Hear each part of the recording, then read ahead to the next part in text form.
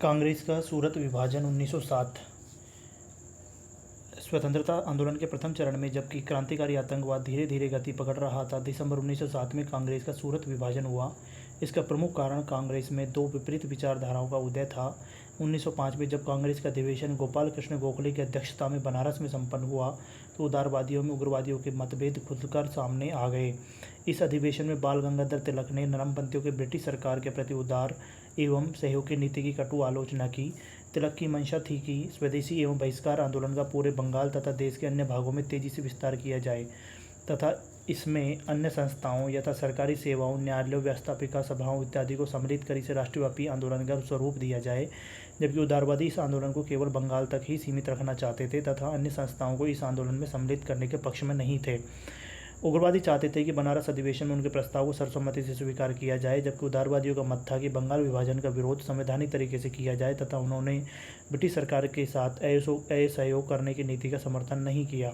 अंततः बीच का रास्ता निकालते हुए एक मध्यम मार्गी प्रस्ताव पारित किया गया, जिसमें कर्जन की प्रतिक्रियावादी नीतियों तथा बंगाल विभाजन की आलोचना की गई तथा स्वदेशी बहिष्कार आंदोलन का समर्थन किया गया।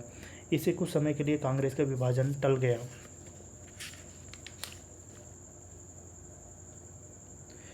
उदारवादियों एवं उग्रवादियों में अंतर। उदारवादी नरमपंथी सामाजिक आधार उदारवादियों का जमींदार तथा शहरों के उच्च मध्य वर्गीय लोगों के बीच, जबकि उग्रवादी का सामाजिक आधार शहरों के शिक्षित एवं निम्न मध्यवर्गीय लोगों के बीच था।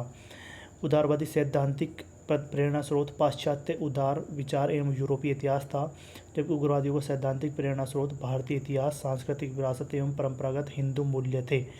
उदारवादी ब्रिटिश न्यायप्रियता में विश्वास रखते थे, जबकि उग्रवादी ब्रिटिश न्यायप्रियता में कोई विश्वास या निष्ठा नहीं रखते थे। उदारवादी इनका मानना था कि ब्रिटेन के साथ राजनीतिक संबंध भारत के सामाजिक, राजनीतिक एवं सांस्कृतिक हितों के लिए लाभप्रद होंगे, जबकि उग्रवादी इनका मानना था कि ब्रिटेन के साथ राजनीतिक संबंध रहने से भारत का आर्थिक शोषण जारी रहेगा। उदारवादी ब्रिटिश ताज के प्रति पूर्ण निष्ठावान थे, जबकि उग्रवादी इनका विश्वास था कि ब्रिटिश ताज भारतीय निष्ठा के प्रति अयोग्य हैं।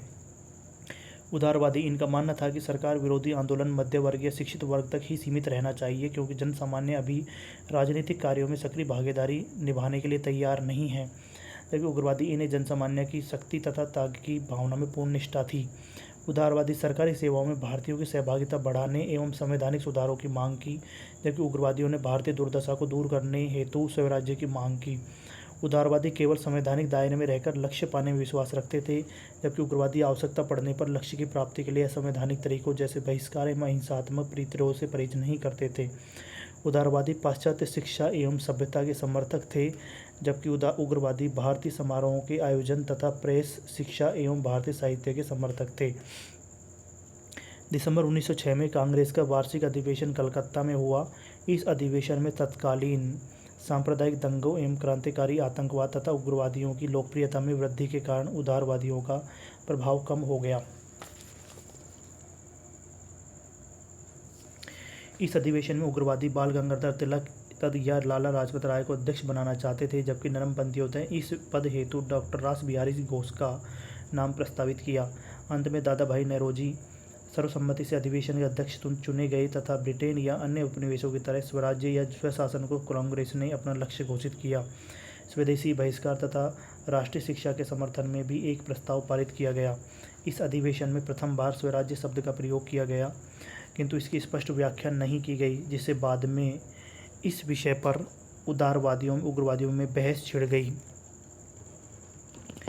कलकत्ता अधिवेशन की उपलब्धियों से उत्साहित होकर उग्रवादियों ने अहिंसात्मक प्रतिरोध तथा शिक्षा संस्थाओं, व्यवस्थापिका सभाओं, नगर निकायों इत्यादि का बहिष्कार करने की मांग प्रारंभ कर दी। कलकत्ता अधिवेशन में उदारवादियों के प्रस्तावों को ज़्यादा महत्व न मिलने के कारण भी उनमें निराशा बढ़ी। धीरे धीरे दोनों पक्षों में मतभेद बढ़ने लगे। उग्रवादियों का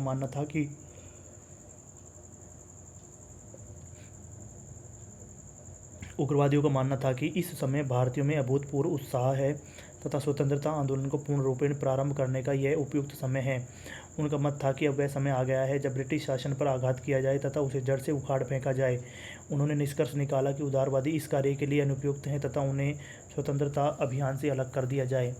दूसरी ओर उदारवादियों ने भी निष्कर्ष निकाला कि इस समय उग्रवादियों के साम्राज्यवाद विरोधी अभियान से उनका जुड़ना उचित नहीं है, क्योंकि ब्रिटिश सरकार को हटाने पर तुले हुए हैं। उदारवादी यह विश्वास करने लगे कि निकाय सुधारों के द्वारा प्रशासन में भारतीयों की भागीदारी का उनका स्वप्न वे पूरा हो जाएगा। नरमपंथियों ने तर्क दिया कि अतिवादियों के दबाव में कांग्रेस को जल्दबाजी में ऐसा कोई कदम नहीं उठाना चाहिए जिससे भारतीय हितों को नुकसान पहुंचे। उदारवादी अतिवादियों के साथ किसी प्रकार का सहयोग या संबंध नहीं चाहते थे। उदारवादी यह अनुमान नहीं लगा सके कि सरकार द्वारा काउंसिल सुधारों का वास्तविक उद्देश्य अतिवादियों को उदारवादियों से पृथक करना है, न कि उदारवादियों को उपहार देना। अतिवादियों ने भी नरमपंथियों के हर कदम का गलत अनुमान लगाया। दोनों ही पक्ष इस बात की महत्ता से परिचित नहीं हो सके कि भारत जैसे विशाल औपनिवेशिक देश को विदेशी शासन से मुक्ति दिलाने के लिए विशाल राष्ट्रवादी आंदोलन एवं आपसी एकता अत्यंत आवश्यक है। अतिवादी चाहते थे कि 1907 में कांग्रेस का वार्षिक अधिवेशन नागपुर मध्य प्रांत में आयोजित किया जाए तथा बाल गंगाधर तिलक या लाला लाजपत राय इसके अध्यक्ष चुने जाएं। साथ ही यहाँ स्वदेशी तथा बहिष्कार आंदोलन, राष्ट्रीय शिक्षा के पूर्ण समर्थन में एक प्रस्ताव पारित किया जाए। दूसरी ओर उदारवादी चाहते थे कि 1907 का अधिवेशन सूरत में आयोजित किया जाए तथा किसी भी हालत में तिलक को अध्यक्ष न बनने दिया जाए। उन्होंने मेजबान प्रांत के नेता को कांग्रेस का अध्यक्ष ने चुने जाने की वकालत की, क्योंकि सूरत तिलक के गृह प्रांत बम्बई के अंतर्गत आता था।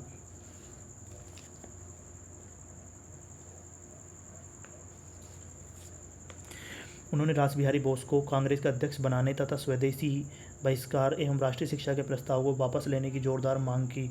इस समय दोनों ही पक्षों ने अड़ियल रुख अपना लिया तथा समझौते की किसी भी संभावना से इनकार कर दिया। इन परिस्थितियों में कांग्रेस में विभाजन सुनिश्चित हो गया। चूंकि इस समय कांग्रेस में उदारवादियों का वर्चस्व था, फलतः उन्होंने ब्रिटिश शासन की सीमा में रहते हुए स्वराज्य स्वशासन की मांग की तथा संवैधानिक तरीके से ही आंदोलन जारी रखने का निर्णय लिया। इसके पश्चात सरकार ने अतिवादियों को सुनियोजित हमले प्रारंभ कर दिए। 1907 से 1911 के मध्य सरकार विरोधी आंदोलन को कुचलने के लिए 5 नए कानून बनाए गए। इन कानूनों में राजद्रोही सभा अधिनियम 1907, भारतीय समाचार पत्र अधिनियम 1908, फौजदारी कानून संशोधित अधिनियम 1908, भारतीय प्रेस अधिनियम 1910 प्रमुख थे।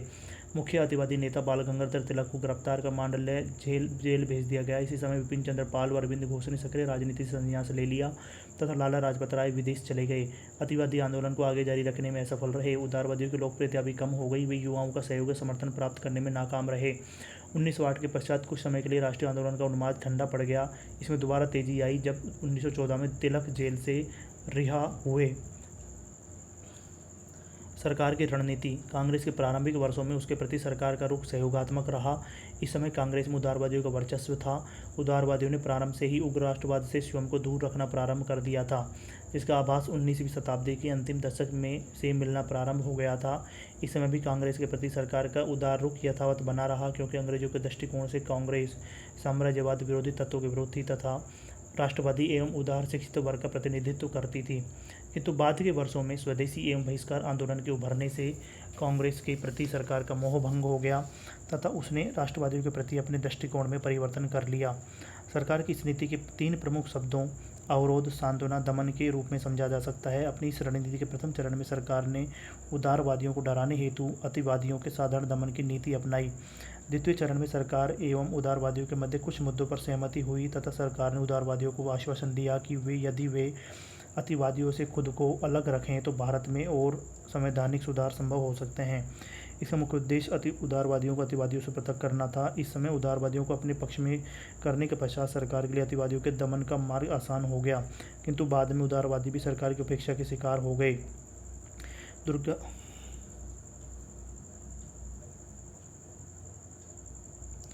सरकार की इस नीति को 3 प्रमुख शब्दों अवरोध, सांत्वना, दमन के रूप में समझा जा सकता है। अपनी इस रणनीति के प्रथम चरण में सरकार ने उदारवादियों को डराने हेतु अतिवादियों के साधारण दमन की नीति अपनाई। द्वितीय चरण में सरकार एवं उदारवादियों के मध्य कुछ मुद्दों पर सहमति हुई तथा सरकार ने उदारवादियों को आश्वासन दिया कि वे अतिवादियों से खुद को अलग रखें तो भारत में और संवैधानिक सुधार संभव हो सकते हैं। इसका मुख्य उद्देश्य उदारवादियों को अतिवादियों से पृथक करना था। इस प्रकार उदारवादियों को अपने पक्ष में करने पश्चात सरकार के लिए अतिवादियों के दमन का मार्ग आसान हो गया, किंतु बाद में उदारवादी भी सरकार की उपेक्षा के शिकार बन गए। दुर्भाग्यवश ये जबकि राष्ट्रवादियों में समन्वय की अत्यंत आवश्यकता थी, उदारवादी एवं अतिवादी दोनों ही अंग्रेजों की रणनीति के शिकार हो गए तथा वे सरकार की वास्तविक मंशा को नहीं समझ सके। कांग्रेस का सूरत विभाजन अप्रत्यक्ष रूप से ब्रिटिश सरकार की इसी रणनीति का प्रतिफल था, जिसके तहत नरमपंथी तथा अतिवादी एक दूसरे से दूर होते गए तथा उनके मतभेद सूरत अधिवेशन में खुलकर सामने आ गए। क्रांतिकारी आतंकवाद के उदय के मुख्यतः वही कारण थे जिनसे राष्ट्रीय आंदोलन में उग्रवाद का जन्म हुआ था। अंतर केवल इतना था कि आतंकवादी अति शीघ्र परिणाम चाहते थे। स्वदेशी तथा बहिष्कार आंदोलन के मंद पड़ने के पश्चात क्रांतिकारी आतंकवाद का और तेजी से विकास हुआ। उदारवादियों के नेतृत्व में आंदोलन की असफलता के पश्चात युवा राष्ट्रवादियों का मोह भंग हो गया। वे युवा जिन्होंने इस आंदोलन में बढ़ चढ़कर हिस्सा लिया था हताश हो गए तथा अपनी राष्ट्रवादी ऊर्जा की अभिव्यक्ति के लिए उपयुक्त मंच की तलाश करने लगे। उग्रवादियों के उग्र तेवर भी क्रांतिकारी आतंकवाद के उदय में सहायक रहे। इनके कार्यकलापों से ऐसे युवा राष्ट्रवादियों को प्रोत्साहन मिला। अतिवादियों ने हालांकि अपने अभियान में बड़ी संख्या में युवाओं को शामिल किया और उन्हें त्याग करने की प्रेरणा दी, किंतु एक प्रभावी संगठन बनाने या तरुणों की क्रांतिकारी भावनाओं को स्वतंत्रता अभियान हेतु उपयोग करने में असफल रहे। अंततः युवाओं ने स्वतंत्र प्राप्ति के सभी तत्कालीन साधनों का उपयुक्त पाया तथा निष्कर्ष निकाला कि यदि उपनिवेशी शासन को समाप्त करना है तो हिंसक तरीके अपनाना आवश्यक है। उन्होंने यूरोपीय प्रशासकों की हत्या करके उनका मनोबल कम करने, प्रशासन को ठप्प करने तथा स्वतंत्रता के भारतीय तथा अंग्रेज विरोधियों को समूल नष्ट करने का प्रयत्न किया। अपने उद्देश्यों की पूर्ति के लिए हत्या, डकैती, लूट इत्यादि सभी हिंसक गतिविधियों को उन्होंने वैध माना। क्रांतिकारी आतंकवादियों के कार्यक्रम। क्रांतिकारी आतंकवाद ने निर्णय किया कि अंग्रेज शासन को समाप्त करने के लिए सभी भारतीयों को हिंसक गतिविधियों में शामिल सहयोग करना चाहिए। इसके लिए राष्ट्रव्यापी अहिंसक आंदोलन चलाया जाए तथा साम्राज्यवादियों में उनके समर्थकों का दमन किया जाए। क्रांतिकारियों ने रूसी निहिलिस्टों एवं आयरलैंड के आतंकवादियों से प्रेरणा ली। आतंकवादियों के कार्यक्रमों में व्यक्तिगत तौर पर हिंसक कार्य करना, ब्रिटिश अधिकारियों उनके समर्थकों एवं सहयोगियों की हत्या करना, डकैती डालकर क्रांतिकारी गतिविधियों के लिए धन एकत्र करना तथा सरकार विरोधी लोगों के सहयोग से सैनिक षड्यंत्र करने जैसी गतिविधियां शामिल थी। आतंकवादी चाहते थे कि हिंसात्मक कार्यों के द्वारा शासकों को आतंकित किया जाए तथा भारतीयों के इस भय को दूर किया जाए कि अंग्रेज शक्तिशाली वजह हैं। इन्होंने राष्ट्रवादी भावनाओं का प्रसार कर भारतीयों से उनके कार्य में सहयोग देने की अपील की तथा युवाओं से इस कार्य के लिए आगे का आह्वान किया, क्योंकि बड़ी संख्या में अंग्रेजों ने तरुणों का दमन किया था। अतिवादी भी अपने कार्यों से आतंकवाद को रोकने में सफल नहीं हुए, उल्टे उन्होंने इसके उदय में अप्रत्यक्ष रूप से प्रेरक की भूमिका निभाई। क्रांतिकारी वे प्रेरणा जिसे उदारवादी दल ने लोकप्रिय बनाया था तथा धीमे प्रभाव की गति नीति जिसे उग्रवादियों ने अपनाया था, दोनों में विश्वास नहीं रखते थे। क्रांतिकारियों को मानना था कि साम्राज्यवादी शासन भारत के धार्मिक एवं राजनीतिक स्वतंत्रता, संस्कृति, सभ्यता और नैतिक मूल्यों इत्यादि सभी को विनष्ट कर देगा। इन क्रांतिकारियों का एकमात्र उद्देश्य मातृभूमि को विदेशी दासता से मुक्त करना था। क्रांतिकारी आतंकवादी गतिविधियां। प्रथम विश्व युद्ध के पश्चात भारत एवं विदेशों में आतंकवादियों द्वारा किए गए विभिन्न कार्यों को निम्न परिप्रेक्ष्य में देखा जा सकता है। बंगाल में क्रांतिकारी आंदोलन का सूत्रपात भद्रलोक समाज में हुआ। 1870 तक कलकत्ता में छात्रों द्वारा अनेक गुप्त समितियों का गठन किया जा चुका था, किंतु वे समितियां ज़्यादा सक्रिय नहीं हो सकी। बंगाल में क्रांतिकारियों का प्रथम गुप्त संगठन अनुशीलन समिति था, जिसका गठन 1902 में किया गया। मिदनापुर में ज्ञानेंद्र नाथ बसु ने इसकी स्थापना की थी, जबकि कलकत्ता में इसका गठन पी मित्रा ने किया। कलकत्ता की अनुशीलन समिति में जतीन्द्र नाथ बनर्जी एवं बरिंद्र कुमार घोष जैसे प्रसिद्ध क्रांतिकारी इसके सदस्य थे, किंतु अनुशीलन समिति की गतिविधियां अपने अनुयायियों को शारीरिक एवं नैतिक प्रशिक्षण देने तक ही सीमित रही तथा 1908 तक आते आते यह लगभग निष्क्रिय हो गई। अप्रैल 1906 में अनुशीलन समिति के 2 सदस्यों बरिंद्र कुमार घोष और विपेंद्र नाथ दत्ता ने युगांतर नामक साप्ताहिक पत्र का प्रकाशन प्रारंभ किया। इसी समय अनुशीलन समिति के सदस्यों ने कुछ आतंकवादी गतिविधियां भी संपन्न की। 1905 से 1906 तक युगांतर के अतिरिक्त कई अन्य पत्र पत्रिकाओं ने भी क्रांतिकारी विचारों के प्रसार में महत्वपूर्ण भूमिका निभाई, जिनमें संध्या का नाम प्रमुख है। किंतु बंगाल में क्रांतिकारी विचारधारा के प्रचार प्रसार में सबसे प्रमुख कार्य युगांतर ने ही किया। उदाहरणार्थ बेरिसल सम्मेलन के प्रतिनिधियों पर पुलिस द्वारा किए गए अत्याचारों का विरोध करते हुए युगांतर ने लिखा कि समस्या का समाधान लोगों द्वारा ही किया जा सकता है। भारत में निवास करने वाले 30 करोड़ लोगों के उपनिवेशी दमन और शोषण को रोकने हेतु 60 करोड़ हाथों का उपयोग करना चाहिए। ताकत को ताकत द्वारा ही रोका जा सकता है। युगांतर के कुछ प्रमुख लेखों का संग्रह मुक्ति कौन पाथे, मुक्ति किस मार्ग से नामक पुस्तक में प्रकाशित हुआ। इस पुस्तक में भारतीय सैनिकों से भारतीय क्रांतिकारियों को हथियार देने का आग्रह किया गया। रास बिहारी बोस एवं सचिन सान्याल ने दूर दराज के क्षेत्रों यथा पंजाब, दिल्ली व संयुक्त प्रांत में क्रांतिकारी आतंकवाद के विकास हेतु अनेक गुप्त समितियों का गठन किया, जबकि हेमचंद्र कानूनगो ने राजनीतिक एवं सैन्य प्रशिक्षण प्राप्त करने हेतु विदेशों की यात्रा की। 1907 में युगांतर समूह के सदस्यों ने बंगाल के अलोकप्रिय लेफ्टिनेंट गवर्नर फुलर की हत्या का सफल प्रयास किया। 30 अप्रैल 1908 को बिहार के मुजफ्फरपुर जिले के न्यायाधीश श्री किंग्सफोर्ड की हत्या करने के उद्देश्य से खुदीराम बोस और प्रफुल्ल चाकी ने उनकी गाड़ी पर बम फेंका। मुख्य प्रेसिडेंट दंडनायक के रूप में किंग्सफोर्ड ने युवकों को छोटे छोटे अपराधों के लिए बड़ी बड़ी सजाएं दी, लेकिन गलती से बम श्री कैनेडी की गाड़ी पर लग गया, जिससे 2 महिलाएं मारी गई। इसके पश्चात प्रफुल्ल चाकी एवं खुदीराम बोस पकड़े गए। प्रफुल्ल चाकी ने आत्महत्या कर ली तथा खुदीराम बोस पर मुकदमा चलाकर उन्हें फांसी दे दी गई। सरकार ने मानिक टोला उद्यान एवं कलकत्ता में अवैध हथियारों की तलाशी के लिए अनेक स्थानों पर छापे मारे तथा 34 व्यक्तियों को बंदी बनाया। इनमें 2 घोष बंधु अरविंद तथा बरिंद्र घोष भी शामिल थे। इन पर अलीपुर षड्यंत्र कांड का अभियोग चलाया गया।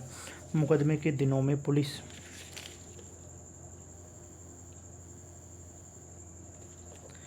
डिप्टी सुप्रीडेंट, सरकारी प्रोसिक्यूटर तथा सरकारी गवाह नरेंद्र गोसाई की हत्या कर दी गई। नरेंद्र गोसाई की हत्या जेल में की गई। 1908 में पुलिस डिप्टी सुपरिटेंडेंट की को कलकत्ता हाईकोर्ट में गोली मार दी गई। 1909 में कलकत्ता में सरकारी प्रोसिक्यूटर की हत्या कर दी गई। पुलिन दास के नेतृत्व में ढाका अनुशीलन समिति के सदस्यों ने 12 में डकैती डाली। तत्कालीन अनेक समाचार पत्रों एवं पत्रिकाओं में क्रांतिकारियों की इन गतिविधियों की मुक्त कंठ से प्रशंसा की गई। बंगाल में संध्या एवं युगांतर तथा महाराष्ट्र में काल में क्रांतिकारियों के कार्यों को सही बताते हुए उनके समर्थन में अनेक लेख लिखे गए। अंत में कहा जा सकता है कि क्रांतिकारी आतंकवाद स्वदेशी आंदोलन की असफलता के पश्चात उदय हुआ तथा इसने तत्कालीन युवा पीढ़ी में राष्ट्रवाद की एक नई भावना का संचार किया, किंतु धर्म पर अत्यधिक बल देने के कारण मुसलमानों का समर्थन इसे नहीं मिला तथा मुस्लिम युवाओं ने इसमें भाग नहीं लिया। आतंकवाद का सामाजिक आधार भी ज़्यादा व्यापक नहीं था तथा बंगाल में उच्च वर्ग ने ही इसे सबसे ज़्यादा समर्थन और सहयोग प्रदान किया। संकुचित सामाजिक आधार और व्यापक जन सहयोग के अभाव में यह सरकारी दमन को बर्दाश्त नहीं कर सका तथा धीरे धीरे इसका अस्तित्व समाप्त हो गया। महाराष्ट्र 1918 की विद्रोह समिति की रिपोर्ट के अनुसार भारत में क्रांतिकारी आतंकवाद का प्रारंभ सर्वप्रथम महाराष्ट्र में हुआ। यहाँ क्रांतिकारी गतिविधियों का शुभारंभ वासुदेव बलवंत फड़के के रामोसी कृषक दल ने 1879 में किया। इस दल ने सशस्त्र विद्रोह के जरिए देश से अंग्रेजों को खदेड़ने की योजना बनाई। अपने उद्देश्यों की पूर्ति के लिए उन्होंने संचार लाइनों को नष्ट कर सरकारी संचार सेवा को ठप करने का प्रयास किया। इन्होंने आतंकवादी गतिविधियों हेतु धन एकत्र करने के लिए अनेक स्थानों पर डकैतियां डाली, किंतु 1890 में इसके पूर्ण विकास से पहले ही सरकार ने बर्बरतापूर्वक इसका दमन कर दिया। बाल गंगाधर तिलक ने महाराष्ट्र के लोगों में स्वराज्य के प्रति प्यार और अंग्रेज विरोधी भावनाओं को जगाने के लिए गणपति त्यौहार और शिवाजी त्यौहार मनाया तथा अपने समाचार पत्रों मराठा केसरी में अनेक लेख लिखे। तिलक के 2 शिष्यों दामोदर चापेकर तथा बालकृष्ण चापेकर ने 1897 में पूना में प्लेग समिति के प्रधान श्री रेंड और लेफ्टिनेंट एयरस्ट की हत्या कर दी। बाद में चापेकर बंधु पकड़े गए तथा उन्हें फांसी की सजा दी गई। विनायक दामोदर सावरकर उनके भाई गणेश दामोदर सावरकर ने 1899 में गुप्त सभा मित्र मेला का गठन किया मेजिनी के तरुण इटली की तर्ज पर, जिसमें 1904 में अभिनव भारत की स्थापना हुई।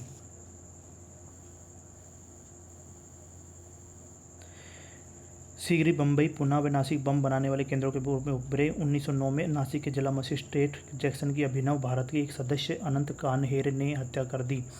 पंजाब में क्रांतिकारी आतंकवाद के उदय में अनेक तत्वों ने सम्मिलित भूमिका निभाई। इनमें लगातार 2 अकालों के बावजूद भू राजस्व तथा सिंचाई करों में अत्यधिक वृद्धि, जमींदारों द्वारा आरोपित बेगार प्रथा एवं बंगाल की घटनाएं प्रमुख हैं। इसके साथ ही लाला लाजपत राय, भगत सिंह के चाचा अजीत सिंह ने भी पंजाब में क्रांतिकारी आतंकवादी के उदय में महत्वपूर्ण योगदान दिया। लाला लाजपत राय ने अपने समाचार पत्र पंजाबी के माध्यम से पंजाब के लोगों को किसी भी स्थिति में स्वयं के प्रयासों द्वारा उत्पीड़न का विरोध करने हेतु प्रोत्साहित किया, जबकि अजीत सिंह ने लाहौर में अंजुमन ए मोहिसबान ए वतन नामक क्रांतिकारी समिति का गठन किया तथा भारत माता नामक पत्र का प्रकाशन किया। अजीत सिंह ने भारत माता में अनेक क्रांतिकारी लेख लिखे तथा लोगों से दमन एवं उत्पीड़न का विरोध करते हुए आगे आने का आह्वान किया। प्रारंभ में अजीत सिंह एवं उनके समर्थकों ने चिनाब तथा बारी दोआब नहरी क्षेत्रों के किसानों पर लगाए गए भारी भूमि राजस्व को वापस लेने हेतु अभियान चलाया, किंतु बाद में उनका रुझान आतंकवादी गतिविधियों की ओर हो गया। लाला लाजपत राय एवं अजीत सिंह के अतिरिक्त आगा हैदर, सैयद हैदर रजा, भाई परमानंद ने प्रसिद्ध उर्दू कवि लालचंद फलक ने भी पंजाब में क्रांतिकारी आतंकवादी के उदय प्रसार में महत्वपूर्ण भूमिका निभाई। पंजाब में क्रांतिकारी आतंकवाद के प्रारंभ होते ही सरकार ने इसके दमन के प्रयास शुरू कर दिए तथा मई 1907 में एक कानून बनाकर राजनीतिक सभाओं एवं समितियों पर प्रतिबंध लगा दिया। लाला लाजपत राय को बंदी बनाकर जेल में डाल दिया गया तथा अजीत सिंह देश से निर्वासित कर दिए गए। अजीत सिंह के निर्वासन के पश्चात फ्रांस चले गए। लेकिन इसके पश्चात भी उन्होंने अपने सहयोगियों यथा सूफी अम्बा प्रसाद, भाई परमानंद और लाला हरदयाल इत्यादि के सहयोग से क्रांतिकारी आतंकवाद को जारी रखा। दिल्ली में क्रांतिकारी गतिविधियों की स्पष्ट अभिव्यक्ति तब हुई जब क्रांतिकारियों ने 23 दिसंबर 1912 को वायसराय लॉर्ड हार्डिंग के काफिले पर बम फेंका। इस हमले में हार्डिंग के कई सेवक मारे गए, वे बुरी तरह घायल हो गए। इस घटना में रासबिहारी बोस तथा सचिन सान्याल की मुख्य भूमिका थी। घटना के पश्चात पुलिस ने 13 व्यक्तियों को गिरफ्तार किया, जिसमें मास्टर अमीचंद्र, अवध बिहारी, दीनानाथ, सुल्तान चंद्र, हनुमंत सहाय, बसंत कुमार, बाल मुकुट एवं बलराज इत्यादि शामिल थे। इन सभी पर दिल्ली षड्यंत्र केस के नाम से मुकदमा चलाया गया। इनमें से कुछ को फांसी दी गई तथा शेष को देश से निर्वासित कर दिया गया। क्रांतिकारी आतंकवादियों की विदेशों में गतिविधियां। आतंकवादियों ने भारत के अलावा विदेशों में भी कई स्थानों पर क्रांतिकारी आतंकवाद को जारी रखा। इनमें से कुछ स्थान देश निम्नानुसार हैं। इंग्लैंड, लंदन में क्रांतिकारी आतंकवाद का नेतृत्व मुख्यतः श्यामाजी कृष्ण वर्मा, विनायक दामोदर सावरकर, मदनलाल ढींगरा, लाला हरदयाल ने किया। श्यामाजी कृष्ण वर्मा ने 1905 में यहीं भारत स्वशासन समिति की स्थापना की, जिसे इंडिया हाउस के नाम से जाना जाता था। इस संस्था का उद्देश्य अंग्रेजी सरकार को आतंकित कर स्वराज्य प्राप्त करना था। यहाँ से एक समाचार पत्र सोशियोलॉजिक का प्रकाशन भी प्रारंभ किया गया। लंदन से सरकारी दमन के पश्चात श्यामाजी पेरिस एवं अंततः जिनेवा चले गए। श्यामाजी कृष्ण वर्मा के पश्चात इंडिया हाउस का कार्यभार विनायक दामोदर सावरकर ने संभाला। यहीं सावरकर ने 1857 का स्वतंत्रता संग्राम नामक प्रसिद्ध पुस्तक लिखी। उन्होंने मेजनी की आत्मकथा का मराठी में अनुवाद भी किया। 1909 में मदनलाल ढींगरा ने कर्नल विलियम कर्जन वाइली की हत्या कर दी। ढींगरा को भी गिरफ्तार कर फांसी पर चढ़ा दिया गया। 13 मार्च 1910 को नासिक षड्यंत्र केस में सावरकर को भी गिरफ्तार कर लिया तथा उन्हें काली पानी की सजा दी गई।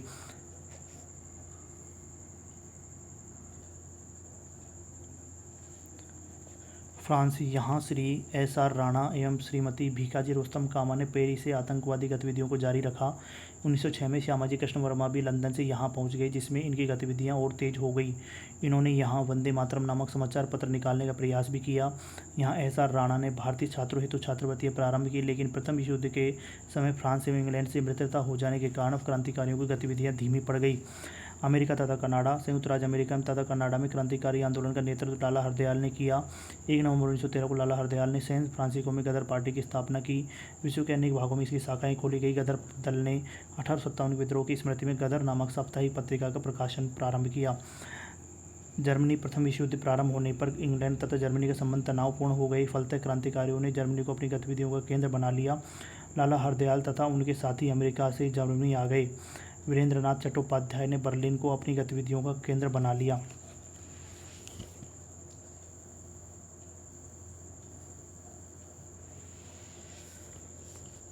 क्रांतिकारियों का उद्देश्य आतंकवाद नहीं अपितु क्रांति है, और क्रांति का उद्देश्य भारत में राष्ट्रीय सरकार की स्थापना है। सुभाष चंद्र बोस।